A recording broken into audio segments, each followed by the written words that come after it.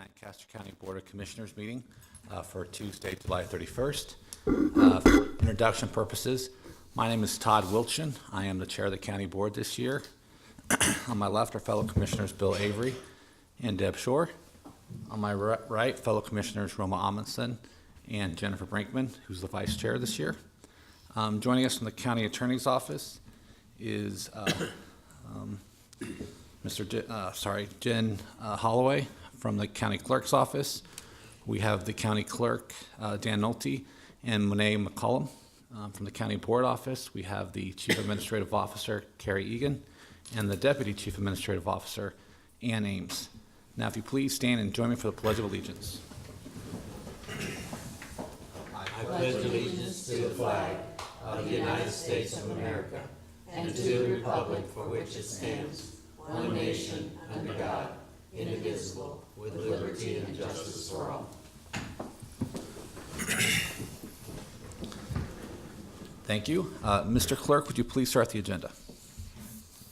A copy of the Nebraska Open Meetings Act is located on the wall at the rear of the hearing room. Additionally, a copy of relevant material to be discussed at today's open meeting is available from the county clerk staff at the front of the hearing room. The material can also be viewed on the county's website at lancaster.ne.gov. Agenda item 1 are minutes. Approve of the minutes of the Board of Commissioners meeting held on Tuesday, July 24th, 2018. Move approval. Second. Okay, we have a motion and a second to approve the minutes from the last Board of Commissioners meeting held last Tuesday. Is there any discussion or corrections? Seeing none, Mr. Clerk, would you please call the roll? Avery, Yes. Brinkman, Yes. Shore, Yes. Amundsen, Yes. Wilchin. Yes. Motion carries 5-0. Number 2 are claims. Approval of all claims processed through July 31st, 2018. Move approval. Second. Okay, we have a motion and a second to approve all the claims processed through today. Any discussion? Please call the roll. Shore, Yes. Amundsen, Yes. Avery, Yes. Brinkman, Yes. Wilchin. Yes. Motion carries 5-0. Next is number 3, new business, special designated license application from Nebraska Restaurant Association for a golf outing at Hillcrest Country Club, 9401 O Street in Lincoln on Monday, September 10th, 2018. Move approval. Second. Okay, we have a motion and a second to approve the SDL application from the Nebraska Restaurant Association. Any discussion? Please call the roll. Amundsen, Yes. Avery, Yes. Brinkman, Yes. Shore, Yes. Wilchin. Yes. Motion carries 5-0. Next is B, a resolution authorizing the installation of traffic control devices in Lancaster County.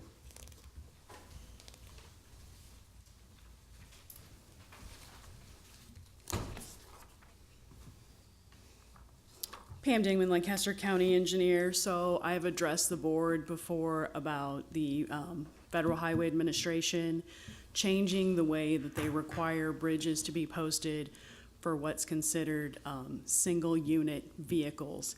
And so this is, these changes will happen nationwide over a 2-year period in time. So these are bridges that now no longer meet the modern criteria.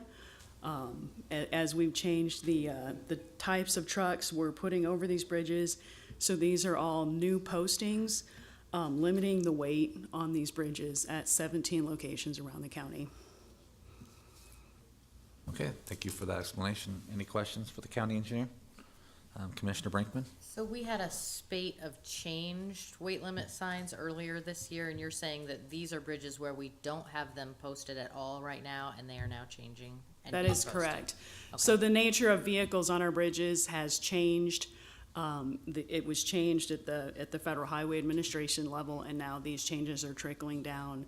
It's a 2-year implementation process, and so these are newly posted bridges. Thank you. Move approval. Second. Okay, we have a motion and a second to authorize the installation of the traffic control devices outlined by the county engineer. Any discussion? Okay, please call the roll. Brinkman, Yes. Shore, Yes. Amundsen, Yes. Avery, Yes. Wilchin. Yes.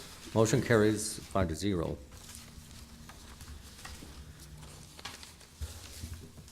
3C is an agreement with the State of Nebraska Department of Roads for the provision of transportation services for the Lancaster County Public Rural Transit Program. Term of the agreement is July 1st, 2018 through June 30th, 2019, which is the fiscal year for the grant's entire period of performance. Funding is from the Federal Funding for Public Transportation Operating Assistance Program and the State of Nebraska Department of Roads. The cost of county shall be remaining eligible costs not paid by the federal and state funds and shall not exceed $17,972. Good morning. Thank you for allowing me to speak. Just a quick review for anyone who might have any questions out here. Lancaster County Public Rural Transit does provide transportation 5 days a week to members of Lincoln out to the smaller communities and vice versa. We primary riders are seniors and special interest citizens, but we are public transportation, so we're open to anyone 13 years of age or older to ride unassisted, and children are more than welcome to ride as long as they're with a parent or legal guardian. At the February 20th meeting, you allowed me to seek approval from the Nebraska Department of Transportation for state and federal funds, which we have now been granted in the amount of $80,441. So I'm just asking for final approval of the agreement and for the county matching funds of the $17,972. Okay, any questions? Commissioner Amundson? Just a comment. I think, I've been out there in the Bennett area and in the Hickman area. This is really a very vital service that you provide to the residents of those areas. Thank you. They really appreciate that, and you do a great job, Thank you. so. And could you identify yourself for the record, please? Oh, sure. Mitchell Sump, Lancaster County Public Rural Transit, Transit Manager. Great, thank you. Move approval? Second? Okay, we have a motion and a second to approve the agreement with the Nebraska Department of Transportation to provide the Lancaster County Public Rural Transit Program. Any discussion? Please call the roll. Amundson, Yes. Shore, Yes. Brinkman, Yes. Avery, Yes. Wilchin. Yes. Motion carries 5-0. 3D is a memorandum of understanding with United States Marshal Service for reimbursement of all costs pertaining to overtime as it pertains to the Sex Offender Compliance Initiative, Lancaster County Fall Operation. The term of the contract ends August 22nd, 2018. If the work is compensated, Lancaster County must submit within 30 days after. Funds are capped at overtime of $1,920 and equipment at $4,820. Good morning, Terry Wagner, Lancaster County Sheriff. I think the agreement's pretty self-explanatory. It's an agreement with the U.S. Marshals Service, which we're part of a task force of, to conduct sex offender compliance checks and verifications. So it's not a thou shalt, it's we can, and if we are able to use that money, then it's reimbursed. Okay, any questions for the county sheriff? Commissioner Shore? And if you're comfortable sharing, what type of equipment would be used in this? You know what, I'm not sure. Okay. It's not a large amount, Yeah. I was just curious. Yeah, I'm not sure. Any Move questions? approval? Second? Okay, we have a motion and a second to approve the MOU with the United States Marshal Service. Any discussion? Please call the roll. Shore, Yes. Brinkman, Yes. Avery, Yes. Amundson, Yes. Wilchin. Yes. Motion carries 5-0. E is interlocal agreements for mutual law enforcement aid and assistance during emergency occasions with the counties of Saunders and Seward. The agreements are effective upon execution and shall remain in effect until terminated. Good morning, Terry Wagner, Lancaster County Sheriff. We have entered into interlocal agreements with all of the surrounding counties. So should they need assistance, should we need assistance, our employees have legal standing in those counties and their employees have legal standing in our county. So for example, when the tornadoes hit Stanton, we sent a couple deputies up there to help them maintain security. And then later found out they really didn't have any legal standing because we didn't have an interlocal agreement in place with Stanton County. So this is a situation where it just makes good sense for future working incidents. If a tornado should hit any of the surrounding counties, or if any kind of other emergency, the sheriff there could request assistance from us, and if we're able to provide it, we can. And we have legal standing to do so. Thank you for that explanation. I mean, is this something that needs to be addressed at the state level? I mean, it kind of, NACO? Well, it is authorized in statutes in the Interlocal Agreement Act, and it provides for counties to enter into these sorts of agreements that provide various kinds of services, including law enforcement. So that's really what this is. And like I said, it was really, when we went to Stanton County to Right. provide assistance, it kind of brought us to our mind that should our deputies have been involved in a law enforcement action of any kind, their legality might have been in question. So this provides legal standing for our employees in other counties and vice versa. well, I mean, I'm just thinking that in events like tornado outbreak, when you have the governor declare a state of emergency, and, you know, I think some of the smaller counties would benefit from that. I mean, obviously Lancaster, we have sufficient law enforcement, but I think that some of the smaller counties who don't normally enter into interlocal agreements. There's provisions for the immediate aftermath of emergency. Okay. So I think if a tornado hit, the immediate response. It's that prolonged, security for a village or city that's hit by a tornado or any other kind of incident like that, that would benefit from it. Okay.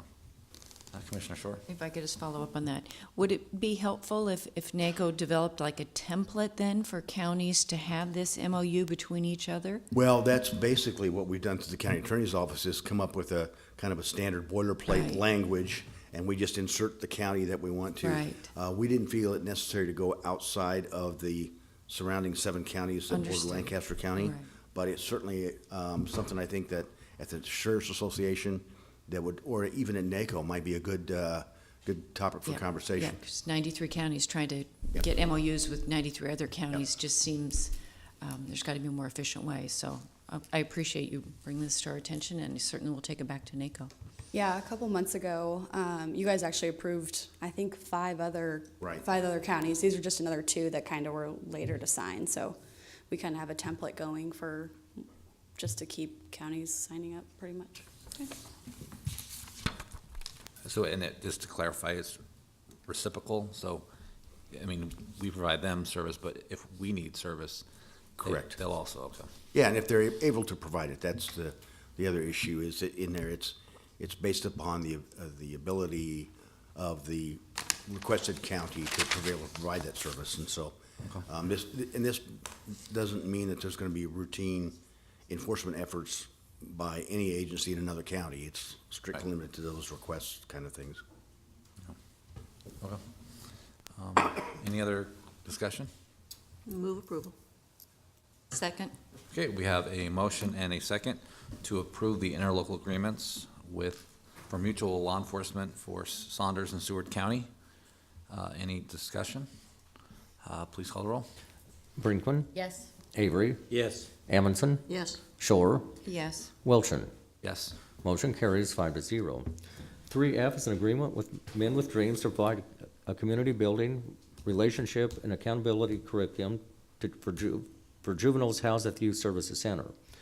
The term of the agreement is August 1st, 2018 through September 30th, 2018, and there is no cost to the county. Good morning, Michelle Schindler, Lancaster County Youth Services. This is a very neat program. I brought Chad Chapman, future leader of Lancaster County, to explain this. He's the program supervisor at the youth center, teacher by trade, and he coordinated Men with Dreams coming in, so I thought he could best explain it to you. Good morning. This is an exciting partnership when we look at doing the summer programming, which will extend into the fall with Men with Dreams. It really is at the core looking at transition planning, which is what we do with our youth at the center. Transition planning, looking at strengths and helping youth identify strengths. And you say, why would we do that? To identify and help a youth identify strengths is for the youth to be a better self-advocate. Self-advocacy involves goal setting, finding out what you're good at, and we're hoping as we work through this curriculum, when they identify strengths with the youth, to leverage that to talk about goal setting, career planning, all that wrapped up in what we do in this life skills curriculum. So we're super, super excited about it. Please note there is no cost to the county. Correct. We appreciate that. And I think this is not gender specific, it's all youth, correct? This particular curriculum for this programming is two of our male residential pods. Okay. Wasn't sure, but that wasn't, okay. The title Men with Dreams is reflective of, maybe you could articulate that? I mean, it's these two guys that have done programming. It essentially at the core is helping young people grasp onto what is it I want in terms of my goals for myself. It's what I like to call in the education circles the self-determination model, helping youth realize their dreams and their goals. How do I get there, and what does that roadmap look like to get there? It's one thing to state a dream and a goal. It's another thing to help a young person figure out what does that roadmap look like to help me achieve those goals. And if we had other programs approach us that said girls with dreams, we would grasp that and say, come. It's kind of like our 4-H program for girls, that's gender specific. Of course, we want programming to be with all youth, but.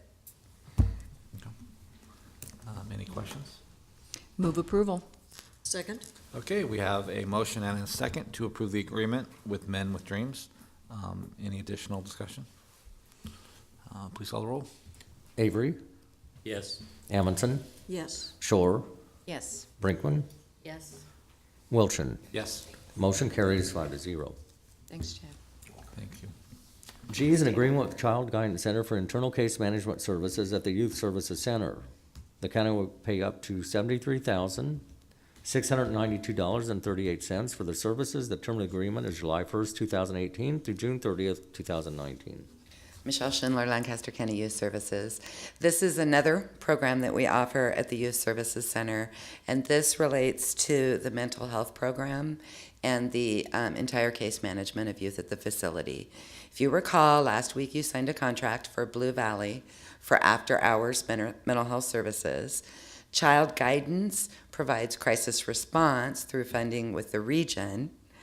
And then the case manager is a child guidance employee, master level therapist, who the county supports fiscally to do case management of the youth. Essentially, case management means ensuring the mental health program meets the needs of all the youth, coordinating with EPCs or protective custody, coordinating with probation regarding the care and custody of youth, and serving as an internal expediter, so to speak, when we have youth who it's in their best interest to move to their next level of care promptly. So, and her name is Sarah Brownell. So. Any questions about this agreement? Move approval. Second? Okay, we have a motion and a second to approve the agreement with the Child Guidance Center. Any discussion? Seeing none, Mr. Clerk, please call the roll. Amundson, Yes. Brinkman, Yes. Avery, Yes. Shore, Yes. Wilchin. Yes. Motion carries 5-0. H is change order number 3 to County Contract C-18-151 with Miko Hand Contracting, Inc. to add a fire damper for Project 17-282 for an increase of $1,176. Good morning, Karen Peterson, Lancaster County Property Management. I am here this morning to ask for approval for change order number 3 in the amount of $1,176 for the Emergency Operations Center relocation project. It's kind of in 2 different pieces. For $126 is we had to install a fire damper when we had to reroute some of the ductwork, tying the old into the new ductwork. And the other part is that you may recall we installed a new FEMA-rated roof over the new Emergency Operations Center. You needed to tie in with the old existing composite pitch roof. There were some issues with that roof that was causing a little bit of leaking, and rather than to try the old with the new that is vulnerable on a time and materials basis while they're there, while the roofers are there, to repair that existing roof to make sure we've got a good seal. This is change order number 3, but the net effect of the change orders thus far is a $1,855 reduction in total contract cost. And we're about halfway through the project. It's going well. Thank you for that update, Yeah. Karen. Any questions? Commissioner Shore? Possible completion date, moving date, or? Substantial completion is October 15th. They have 30 days after that to address any punch list items, but substantial completion says it is move-in ready to go. It's coming right up. Move approval. Second? Okay, we have a motion and a second to approve the change order number 3 with Mako Henny Contracting. Any discussion? Please call the roll. Avery, Yes. Shore, Yes. Brinkman, Yes. Amundson, Yes. Wilchin. Yes. Motion carries 5-0. Thanks, Karen. I, as a recommendation from the purchasing agent and the county engineer to award a contract for fuel tank maintenance and service to Dr. Feelgood. The estimated amount is $20,000. Pam Ding, Lancaster County Engineer. So this morning I meant to grab the glass jar of contaminated diesel fuel that I have in my office. And then I set it back on the shelf because I'm not really sure, as the county engineer, I should be carrying around a glass jar of contaminated diesel, just saying. So Dr. Feelgood, we've contracted with the last several years. He comes out, he tests all of our fuel tanks. This keeps us from having the possibility of algae plume in the diesel or other contaminants that sometimes come in with our gasoline. And it's a very valuable contract because it protects all of the fuel injectors for our entire fleet in the county. Okay, any questions for the county engineer? Move approval? Second? Okay, we have a motion and a second to award the contract for fuel tank maintenance and service to Dr. Feelgood. Any discussion? Please call the roll. Brinkman, Yes. Amundson, Yes. Shore, Yes. Avery, Yes. Wilchin. Yes. Motion carries 5-0. J is a third amendment to county contract C-17-463 with TCW Construction, Inc. for replacement of structures H128, H130, and J143. The amendment extends the completion date for work on structure J143 from June 1st, 2018 to October 1st, 2018. Pam Ding, Lancaster County Engineer. So J143 is the buried bridge located north of O Street on 148th Street. It is currently closed. This is just to officially extend the completion date of that. You may recall it had been earlier, and then we moved it per the citizens of Waverly's request to after the 4th of July. And I really hope it's done well before October 1st, but in an effort not to have to redo all this paperwork, we did put the date down as October 1st. The construction is progressing very well. We do expect to have the floor of that box culvert poured at the end of the week. Just for the public, can you also, what bridges are H130 and 143? So I believe you're asking about H128 and H130 are also in that 148th Street corridor. They were bridges built similar to J143. The public may recall that these were the buried bridges that had box culverts stuck on the end of them and all had scour holes in the center of 148th Street. Right, so those two bridges have already been constructed. It's just there was one contract for all 3 bridges. So what happened with the construction of these bridges is H128 and H130 were complete last fall. J143, we had difficulty acquiring a last piece of right-of-way on that. And once we'd acquired it, it was December 20th. And I will tell the board that I wasn't brave enough as an engineer to wish for 30 good construction days starting December 20th. Okay. Any other questions? Move approval. Second. Okay, we have a motion and a second to approve the third amendment to county contract C-17-0463 with TCW Construction. Any discussion? Please call the roll. Shore, Yes. Avery, Yes. Amundson, Yes. Brinkman, Yes. Wilchin. Yes. Motion carries 5-0. 3K is a memorandum of understanding with Sid Tool Company, Inc., doing business as MSC Industrial Supply Company, Inc., using NASPRO Value Point 8499, State of Oregon, participating addendum, State of Nebraska 15003 OC to provide facilities maintenance and repair operations and industrial supplies. The term of the contract is from July 1st, 2018 through June 30th, 2019. Pricing will be pursuant to NASPO Value Point 8499, State of Oregon's contract. Cost of county not to exceed $2,000. Move approval. Second. Okay, we have a motion and a second to approve the MOU with Sid Tool Company, Inc. Any discussion? Please call the roll. Avery, Yes. Brinkman, Yes. Shore, Yes. Amundson, Yes. Wilchin. Yes. Motion carries 5-0.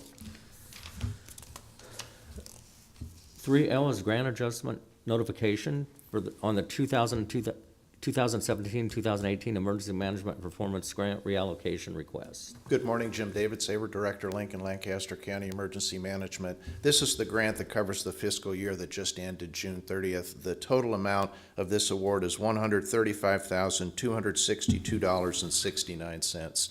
The EMPG program is set up for all counties in the state that participate can apply to receive a reimbursement of up to 50% of salaries and benefits for your employees. If there's any money left over after that, you can also apply to be reimbursed for some of your regular operating expenses. So this $135,000 will cover that 50% of our employee benefits and salaries. There's also an additional $7,200 in it that will cover some operating expenses. That's the good news. The better news is if there is any money left over after this allocation, we can apply for a reallocation. So hopefully I'll be back in a few weeks with another grant adjustment notice that we can secure some additional funding for operating expenses. That's not anything that I have any control over other than to submit the reports and the requests in a timely manner, which my planning specialist, Patty Talamonte, makes sure that we do. Excellent. Any questions for Jim? Move approval? Second. Okay, we have a motion and a second, and we do have a question from Commissioner Brinkman. There's no documentation related to this item, so are we accepting this notification? Are we signing a contract? What action are we taking? Correct. The timeline on this is something that I don't have any control over, so I put it on the agenda, asked it to be added to the agenda late last week with the expectation I would get it. I just received it yesterday.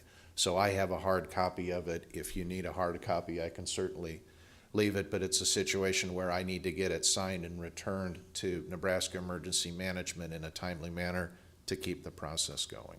Again, my question is, are we adopting this? Are we signing a contract? What's the action we're taking? We're accepting notification? Correct. And to officially sign it, it will be executed at the county level, submitted to the state for its signature, and then added to our file. So I'm asking that you approve and sign it. Thank you. Okay. Any other discussion? Okay, please call the roll. Brinkman, Yes. Shore, Yes. Amundson, Yes. Avery, Yes. Wilchin. Yes. Motion carries 5-0. Next is number 4, consent items. Amendments to the following contracts. County Contract C-14-422 with Fish Window Company for annual requirements of window cleaning services. The amendment renews a contract from August 28, 2018 through August 27, 2019. The cost of county is not to exceed $3,500. County Contract C-15-380 with National Everything Wholesale for janitorial and sanitation supplies, equipment, and related services using the City of Tucson, Arizona contract number 151148. The amendment renews a contract from August 2nd, 2018 through August 1st, 2019. The cost of county is not to exceed $225,000. County Contract C-15-381 with Murphy Tractor and Equipment Company for the annual supply of John Deere filters. The amendment renews a contract from August 24th, 2018 through August 23rd, 2019. The cost of county is not to exceed $25,000. County Contract C-16-405 with Clean Max for unit price carpet cleaning. The amendment renews a contract from August 9th, 2018 through August 8th, 2019. The cost of county is not to exceed $10,000 for all contracts. County Contract C-16-406 with FBG Service Corporation for unit price carpet cleaning. The amendment renews a contract from August 9th, 2018 through August 8th, 2019. The cost of county is not to exceed $10,000 for all contracts. Receive and place on file the following: County Treasurer's midterm report of 2016 distress warrants. County Sheriff's financial activity report from April 2018 through June 2018. Contract termination letter from Complete Construction Services for County Contract C-17-41.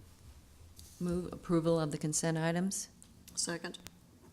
Okay, we have a motion and a second to approve the consent items. Any discussion? Please call the roll. Shore, Yes. Amundson, Yes. Avery, Yes. Brinkman, Yes. Wilchin. Yes. Motion carries 5-0. Next is number 5, public comment. Those wishing to speak on items relating to county business not on the agenda may do so at this time. Anyone from the public wishing to speak on an item not on the agenda but related to county business? Please come forward. Next is announcements. The Lancaster County Board of Mr. Commissioners. Clerk, we have someone I think that wants to come up and speak.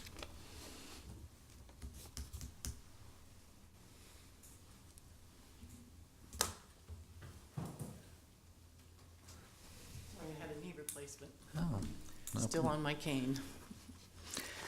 My name is Reverend Penny Greer. I'm a retired United Church of Christ pastor here in Lincoln. I'm part of First Plymouth. I grew up there in my church. I'm here to talk to you about an issue that will be coming before you, I'm quite sure, very soon. Can you hold on 1 minute, Ms. Yes. Greer? You want me to say more of my name? No, did you start the timer? How much time do I have? 5 minutes. Okay, I can make that. When you have sermons every week, you watch the clock. I'm here to talk to you about issue number 18025 that is now before the Planning Commission. They'll be meeting this week to make a decision, and I'm quite sure there'll be an appeal that will come to you in the next several weeks. I'm wanting to tell you that this issue, which has to do with whether or not Lancaster County should approve 4 chicken barns on Whitstruck Road in Denton, is a moral issue. It absolutely has moral and spiritual implications. And all of you need to be looking toward your basic values, towards the things that really make you tick, what really is important to you, and to our county as you begin to approach this decision. I was looking over the plan, Lancaster-Lincoln plan. I guess you'd say it's the Lincoln 2040 plan, but it certainly probably has to do with our county, which says this at a certain point: the planning process aspires to make this entire interaction between people and their physical landscape one in which all the fruits of our community can prosper, not only economically, but also intellectually, aesthetically, and spiritually. This decision has spiritual implications as we look at how we use our land. What will come before you is concerns about all the improvements that probably will need to be made to Whitstruck Road, where it's going to happen. Can the county afford that? Particularly in that we have 20 closed bridges, and you just heard about one, I guess, that's being repaved this morning. You're going to hear a lot about water quantity. Some of the residents have had a good deal of difficulty in digging wells and in maintaining quantity of water for their uses, and whether or not this operation would take up too much water. And you'll also hear a lot about water quality, with nitrates, phosphates, and possible harmful bacteria, and even antibiotic-resistant bacteria that the Johns Hopkins report has talked about associate with chickens like this. But more important than anything else, this is an agricultural zoning. And I've gone back to someone I read a lot, who's a Methodist, who is also someone who cares deeply about the land in our country, and that is Wendell Berry, and I commend his work to all of you if you don't know it. He ends an essay about the thoughts of limits in a prodigal age, quoting Aldo Leopold. And he said, we have 2 choices about agriculture. Is the farm a food factory where the criterion of its success is saleable products? Or is the farm a place to live? The criterion of success a harmonious balance between plants, animals, and people, between the domestic and the wild, between utility and beauty. On such a farm made whole by the high artistry of farming, every part is both limited and enabled by the others. This is harmonious balance. I should not need to say it cannot be prefabricated. It can only be realized uniquely within the boundary of any given farm, according to the natures and demands of its indwelling plants and animals, according to the abilities, needs, and wishes of its resident human family. Whether this is fully accomplished, it is a grand masterpiece to behold. Do we want to move into factory farming? This will be a new foray in Lancaster County. I would urge you to seriously consider not doing that. Thank you. Okay. Anyone else from the public wishing to make a statement related to county business? Hi, Good morning. I'm Donna Roller, and I'm also speaking in regard to the chicken barns. We have an example already before us, and it's called Iowa, and there's other states, North Carolina, Alabama, Arkansas, Georgia. We know the environmental damage. Iowa is an example of many, many years of unmitigated agricultural contamination. And the city of Des Moines has now been required to spend $15 million on new water treatment to handle the vast amounts of nitrates being put into their water source where they get their water, which is the Raccoon River and the Des Moines River. That is an expense that is going to be falling on this city because we're allowing big ag to come in here and contaminate our environment. And it seems when these big corporations come into our lives, their money, their greed, and their talk makes everybody insane because our governing bodies bow to them and the people's voices are not adequately heard. I've been through this time and time again on many issues and spent a lot of time testifying. And it's like, when do the people get to be heard? When do the people get to win? There are residents out there that are going to suffer from their own private wells. And as a city resident, you know, we don't have a water source. Our water comes from the Platte and our own wells. The Fremont chicken plant, where they process these chickens, is going to have an environmental consequence on our river. And the contaminants from the chicken barn are going to come down the Salt Creek here in Lincoln. And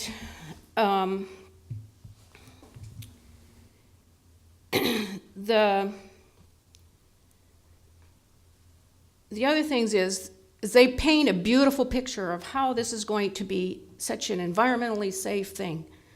But we just heard from a person who is a whistleblower in the chicken business that have done this, and what they say is not true. And for example, one situation, each bird produces about 95 pounds a litter a year. So you multiply that by 195,000 birds, which supposedly this is going to be handling, that's 18,500,000 pounds of litter a year. They say they're going to compost this. That is not, how is that possible? And then spread it back down and spray it with ammonia on top of it, a sealer, a chemical to seal in that ammonia. They are not going to mitigate the dust. They are not going to be able to handle the litter. They are not going to be able to handle this because the inside story is it's false. And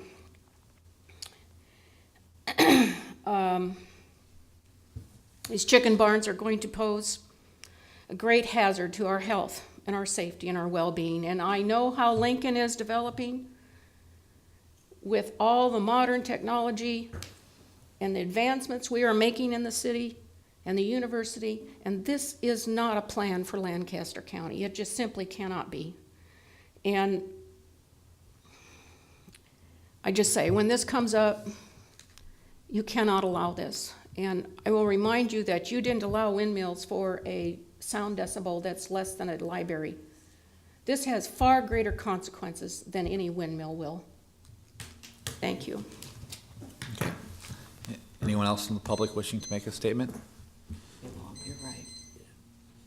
Good morning. Good morning. Thank you, Honorable Commissioners. My name is Jonathan Leo. I've been a proud and satisfied resident of Lincoln, Nebraska for the past 8 months since my wife and I moved here. I'm here to speak, obviously in anticipation of your hearing an appeal from the County Planning Commission with respect to Special Permit 18025, which is the Costco Lincoln Premium Poultry Special Permit application. The comments I would like, or the remarks I would like to make now, again in anticipation of your hearing an appeal from the Planning Commission, has to do with procedure and legal process, not only at the level of the Planning Commission, but in terms of your consideration of any appeals from that Planning Commission, and generally with respect to environmental review of matters that come before the Planning Commission and that therefore come before you on appeal. The concern that I have, and I'm a licensed attorney, licensed to practice in California, which is where I practiced for most of my career. I'm not licensed in Nebraska, but I've practiced environmental law, land use planning, both as a prosecutor as well as a corporate lawyer for over 25 years. And I worked as an environmental consultant for another 15 years as well.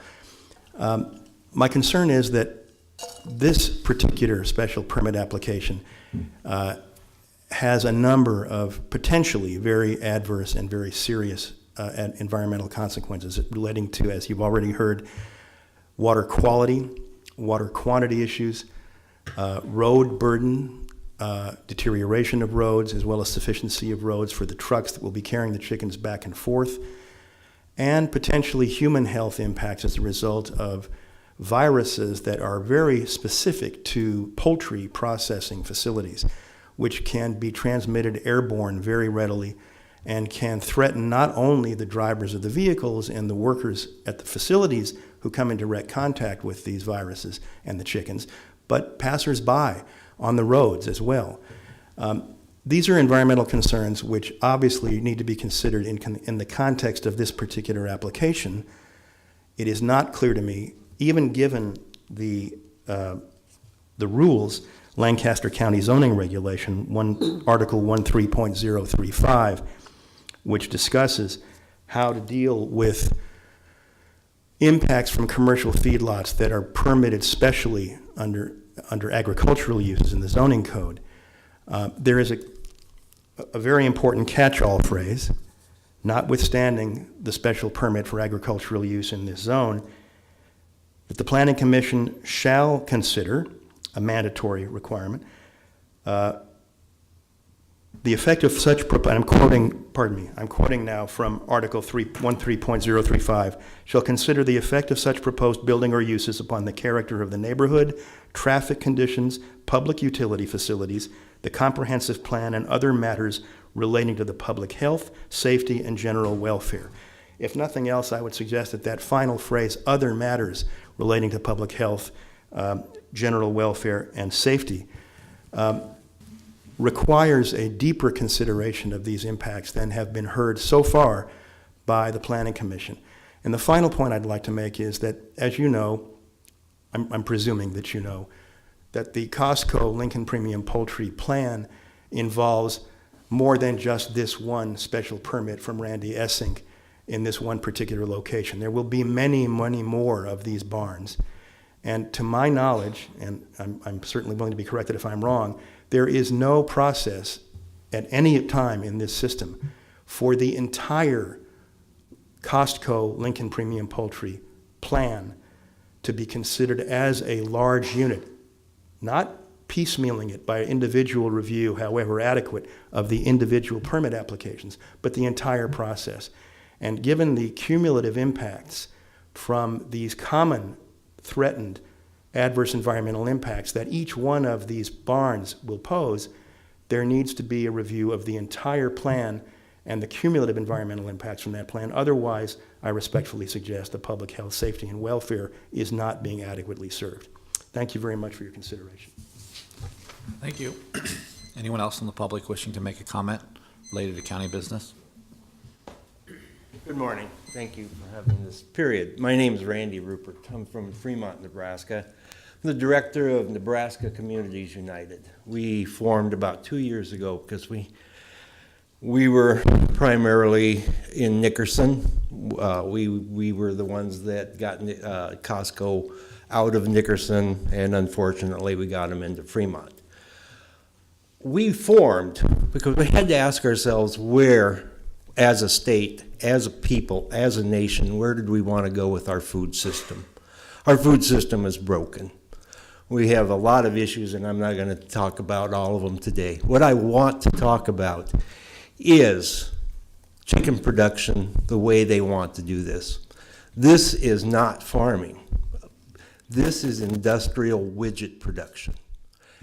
Let me ask you, of all the ranchers, of all the small farmers, who could take a 3% loss on their animals? Nobody but the chicken producers, because they are not husbandry. This is industrial production.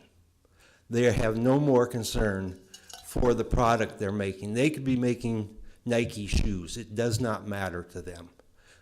And like I said, if I was a cattleman in western Nebraska and I was told that I was going to have a 3% loss on my cattle, I'd be staggered. I wouldn't know what to do. I wouldn't be able to live. So when they come and they talk about this being family farming, it is not family farming. We had 6 million family farms in the 1930s. We're under 2 million now. So when you look at this, we have to look at what is Lancaster County. Lancaster County, in so many ways, is probably the most forward-thinking county that we have in this state. And we really have to ask ourselves, what do we want? And as I said the other day, I've said it many times, I'm not doing this for me. I've got probably 20 years left where I remember who I am. But I have a 9-year-old and an 8-year-old granddaughter. What are those legacies? What kind of a state, what kind of a nation, what kind of a world do we want for these people? So with that, I really ask you to take your time, do the research on the environmental and social impacts that this brings to a state and a nation.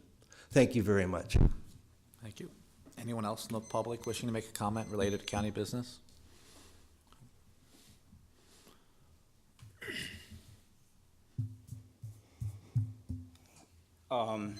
My name is Craig Watts. I am a former contract poultry farmer, and I'm from North Carolina. I work an independent consultant with a group called the Socially Responsible Agricultural Project. I'm here with my friends from Nebraska United. I've known them for about a couple of years, and the contract poultry business is not great for farmers either. And the reason I say that is it might not be the good time to get into the chicken business, because the Wall Street Journal just week before last said we have 2.5 billion pounds of surplus meat in storage right now. So the last thing we need is more poultry houses. All the integrators, where I'm from, they call it the roller belt, North Carolina, South Carolina, Virginia, Maryland, they are building new houses like there's no tomorrow.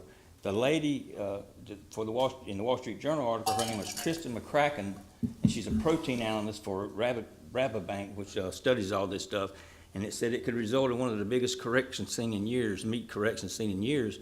The last time I saw that was in 2008. It was a little bit different circumstances, but a correction nonetheless.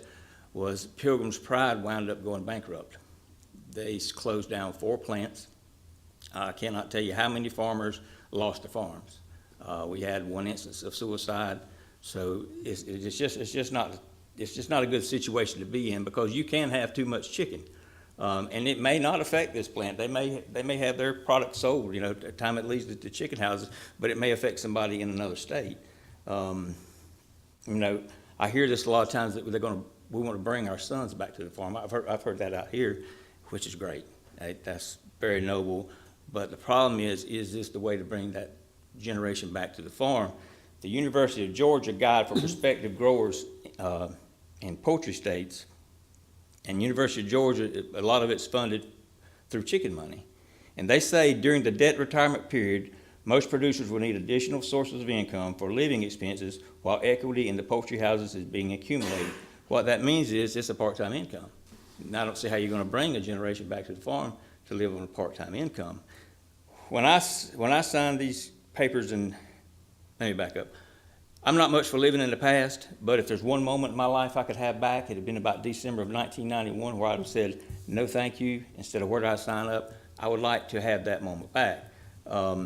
I had no idea what lay before me. Farmers do not control their farms. When you sign the contract and they bring that first flock of chickens, you have relinquished control of your farms. It's like this centralized command system. It's more like Soviet Politburo than what we think of when we think of America. And I'm going to leave this final thought. These companies are vertically integrated. That means they own everything from the egg to the sits on the shelf in the grocery store. If that is the way to go, why don't they own the farms? Why is that to the side of like the balance sheet? The reason is they figured this out 50 years ago. There's no money in it. So thank you for your time. Thank you. Anyone else from the public wishing to make a comment about county business? Hello, my name is Edison McDonald, and today you've heard from a pastor, you've heard from a lawyer, and you've heard from a farmer. You've heard diverse opinions, and you're hearing people talking about this chicken issue. And you may ask yourselves, well, why do we care that much about a chicken issue? Why do we care about a couple of barns going up? But the truth is, we're Nebraskans. We understand that we're part of a larger unit, that we are part of a state, that we are part of an ecosystem. And I think it's important for us to remember that this is really a giant agricultural, industrial operation coming to eastern Nebraska. I started working on this 2 years ago, and they said, we have about 400 barns already set, ready to go. Well, it turns out they didn't. As we started to talk with them, we started to realize here's some of the implications. We were told, oh, these are national experts that they're bringing in. Well, then we started to get some people, like our friend Craig over there, who had that experience, who went and said, we're going to sign on the dotted line. And as those people started to come here and talk with farmers from their communities, or from our communities, they started to say, well, we're not sure about this. Now they're struggling to go and get those barns. So instead of targeting 11 counties, they're expanding to 16 counties and into Iowa because they can't convince enough farmers that this makes any sort of sense. This is really a complete destruction of the Nebraska way of life. I've worked with farmers in all 93 counties, and I can say that this isn't how Nebraskans act. This isn't how Nebraska farmers work. I hope that by us coming here today and starting to kind of pique your interest about a couple issues, that you'll start to consider some of the broader implications. This isn't just a chicken issue. This isn't just an ag issue. This isn't just a labor issue. This is a safety issue, a water issue. There are a whole host of implications that you as a county board need to be considering for the future of our state and need to be considering for the future of our communities. I hope that you'll take the time to thoroughly do the research, go through things like, I know that I've sent to all of you the report that was done by John Hopkins because our Department of Environmental Quality refused to do a comprehensive analysis. That study goes in depth, and I'd hate to go and question our own county health officials, but if John Hopkins says there's an issue, I kind of tend to think, well, maybe there's something to take a look at here. I hope that you'll begin to take the time to really dig into that research, take the time to dig into this issue, and make sure to hear all of the voices. Thank you. Thank you. Edison, really quick, and I apologize, there's a clipboard right there. Could you sign in and spell your name? And also take that back and have everyone else so that we have a proper record. Thank you. Anyone else from the public wishing to speak on an item related to county business at this time? Okay, seeing none. Mr. Clerk, please continue with the announcements. The Lancaster County Board of Commissioners will hold a staff meeting on Thursday, August 2nd, 2018 at 8:30 a.m. in the Bill Luxford Studio of the County City Building. The Lancaster County Board of Commissioners will hold its next regular meeting on Tuesday, August 7th, 2018 at 9 a.m. in room 112 of the County City Building. County Commissioners can be reached at 402-441-7447 or commish@lancaster.ne.gov. The Lancaster County Board of Commissioners meeting is broadcast live on Link TV City. For the rebroadcast schedule, visit lincoln.ne.gov. Meetings are also streamed live on Link TV and can be viewed on YouTube. I move we adjourn. Second. Okay, we have a motion and a second to adjourn. Mr. Clerk, please call the roll. Amundson, Yes. Avery, Yes. Brinkman, Yes. Shore, Yes. Wilchin. Yes. Motion carries 5-0. Okay, that concludes the county board meeting. Have a good week.